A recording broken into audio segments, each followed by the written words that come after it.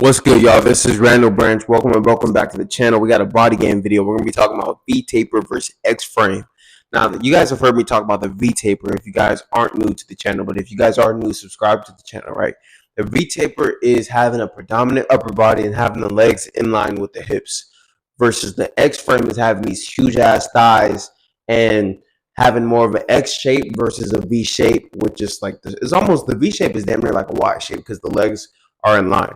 I want you guys to understand that your legs could really make or break your physique. A lot of guys don't understand that the importance of one of the most important things about aesthetics is proportions, right? Proportions. So if your legs are too small, it throws off your proportions and it makes your physique look funky. But if your legs are too big, it also throws off your proportions and make your legs look funky, or makes your physique look funky, I should say. And I want you guys to know that technically the smaller that your legs are, the bigger your upper body will look. Now, I'm not saying skip legs. I'm not saying don't train legs. But if you want to have a predominant upper body on your physique, or an upper body dominant physique, which is what I want, then you wouldn't be going for an X-frame. You'd be going for a V-taper, right? What makes legs look good is not how big the legs are. It's really about definition, right? You want to have nice vascular legs, and you want to have like the hip flexors, the teardrop, all that type of stuff. And you want to have decent calves because calves add to your frame just like your forearms, right? Now, I love old school bodybuilders. My favorite bodybuilders are Serge Nubret, Frank Zane, Arnold, Brian Buchanan, Lee Haney. Lee Haney had almost like a mix of an X-frame versus a V-taper because he really did have some good legs, but his legs was more about definition, right? I preach a V-taper physique. I love old school bodybuilding. A lot of modern day guys will push more of an X frame, having these crazy thighs. A lot of guys do the abductor machine, which is coming in. I do the one going out because I want nice outer thigh sweep and stuff, but I don't do the one coming in anymore. I used to, but my thighs were getting too big, right? You have these big ass abductors and it makes your thighs look super huge, and I'm not the only person who struggles with small calves. I know a lot of you guys also don't have the best calves. So also understand, again, proportions. The bigger that your thighs are, the smaller your calves look. So when you're building an aesthetic physique, you really have to focus on proportions, right? If you're a man that wants to build his most aesthetic physique, you must understand that your upper body is more important than your lower body, right? And you must understand that certain muscles need to be more prominent on your physique than other muscles, right? Because when we're building an aesthetic physique, we're building a physique that's pleasing to the eye, where it's art, is literal art. How can you make your physique as beautiful as possible? Now, I'm not saying that X-frame physique can't look good. I'm not saying that. But I'm saying you focus on a V-taper physique. You focus on having very good delts, very good upper chest, very good back, right?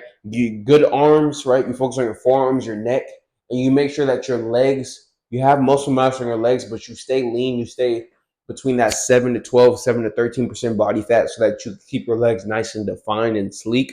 That's how you build your best physique. I believe that physique looks way more appealing, and I believe it has way more universal appeal than the X-frame physique. And again, I study old school bodybuilders, and I also love calisthenic athletes. Calisthenic athletes have some of the best physiques. If you notice, no calisthenic athlete has crazy legs.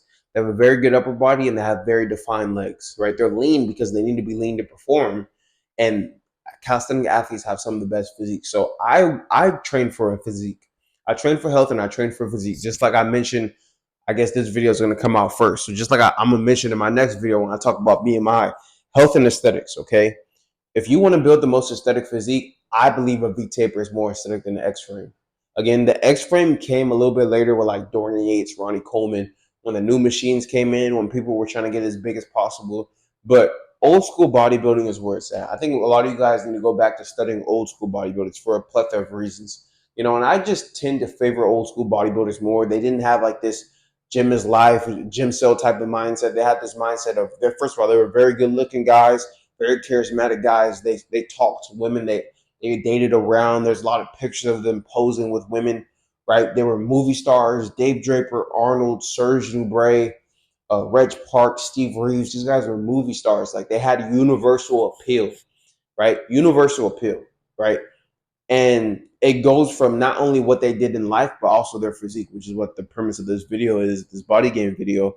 You want to have universal appeal with what you do, and especially with your physique, bro. Like you build an X-frame physique with these big ass legs and you take more of a bodybuilding type of look, you're gonna niche yourself down. Whereas if you build a V-taper physique, you're building a sexually dimorphic physique, which is what I talked about before on this channel. You guys can go back and search through my library and find that video. But building a V-taper physique is very sexual dimorphic. It's very sexual dimorphic, I believe is how you say it, or it fits sexual dimorphism. I can say it like that as well, because men have more dominant upper bodies, whereas women have more dominant lower bodies. So you really want to fit into that niche of being an attractive man, having an attractive physique, having an attractive appeal. It is by making sure that you prioritize the right upper body muscles and by making sure that you keep your legs in line with the hips. I'm not saying skip legs, right? But I do want you guys to understand that legs can be hit or miss for your physique. If your legs are too small, it throws off your proportions. If your legs are too big, it throws off your proportions, right? Technically, the smaller your legs are, the bigger your upper body will look. If I just had sticks for legs, my upper body would look humongous because of proportions, which is the whole premise of this video, proportions. Okay, you guys don't understand this, but proportions is how you get an aesthetic physique. But I'm not saying skip legs, right? I'm not saying have skinny legs because you want to have an aesthetic physique. Having small legs gives you favorable proportions when it comes to what your upper body looks like, but it's not aesthetic to the eye. Having big legs doesn't give you favorable proportions for what your upper body could be because it makes your upper body look smaller, and it's also not favorable to the eye. It's not aesthetic to look at. So the perfect medium is having legs that damn near look like you play sports. Like that's why a lot of guys don't even like to train legs in a bodybuilder style. I see guys be like, "Oh, I train legs like an athlete," and I get why they do that, but you still want to like you can still hack squat and leg extension and do stiff leg or RDO or what else? Hamstring curls, lying and seated, and all these type of things. You can still do that. But a lot of guys they train legs like athletes because they want that more athletic look versus the bodybuilder type of leg look. And I understand why. It's because it looks better. Okay, don't let anybody, because guys shame guys who say that they want to build a V-taper physique. They say, "Oh, you want to skip legs? Oh, you think legs doesn't matter, bro?" Like most guys who overcompensate on legs usually don't have an aesthetic physique.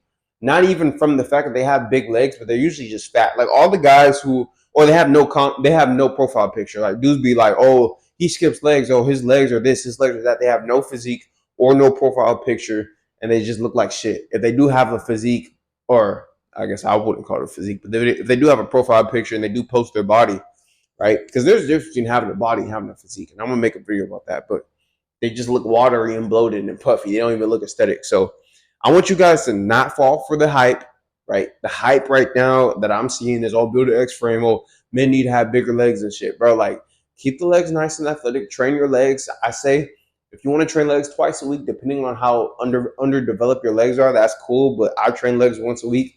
I believe most men should train legs once a week, and the other 3, 4, or 5 days in the gym, bro, focus on the upper body, bro. Like truthfully, you want to train your calves a little bit more. If you have lacking calves like me, you can train your calves like damn near every day you go to the gym. But when it comes to your thighs, bro, build your base and then get lean, right? If you guys are pursuing that X frame, then do what you got to do. You have to build your physique. But truthfully, I believe a V-taper physique is objectively a better and more aesthetic physique than the X frame. And this is important. This is a body game video because we want to build a physique that's the most sexually attractive. That's like point blank period. I'm not here to sugarcoat things anymore, bro. We want to be healthy. We want to be sexually attractive. We want to build a physique that women desire to have and that men desire to have as well. Technically, all right, they want to look like that, right? Is that physique going to be this guy walking around with huge legs, or is that physique going to be a guy walking around who's nice and lean with a very B-taper-esque physique? And if you do see his legs, they're nice and sleek. They're not skinny, but they're not huge. He doesn't look like he squats 605 pounds. That shit isn't attractive. I don't think that's attractive.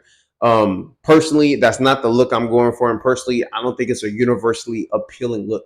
And I'm gonna make a video about this, bro. A lot of you guys are always on legs this, legs that, or X frame this, X frame that. You guys have never seen. You guys have no idea what. Let me just start naming dudes. You have no idea what Michael B. Jordan's legs look like in Creed 2. You have no idea what Patrick Bateman's legs look like in America. Actually, well, like his legs, they did show him more like the shit. But like when you think of his physique, I should say it like that. You're not thinking, oh, look at the Spider, look at Tom Holland's legs in Spider Man, or look at Michael B. Jordan's legs in Creed 2, or look at Patrick Bateman. I keep on saying Patrick Bateman. What's his name? Y'all know his name. Is it Patrick Bateman? I think his name in the movie, Christian Bale. Christian Bale. Oh, Christian Bale's legs, like in American Psycho, or Brad Pitt, his legs. I don't even think he showed his legs in Fight Club. So we're not gonna act like upper body and legs are on the same playing field. They're not. I'm gonna make a video about that actually, so I don't want to talk about that too much. But I say all that to say, focus on the V taper, fellas. The V taper wins over the X frame. I know a lot of you guys actually comment on my body game videos and say that you're going for the X frame.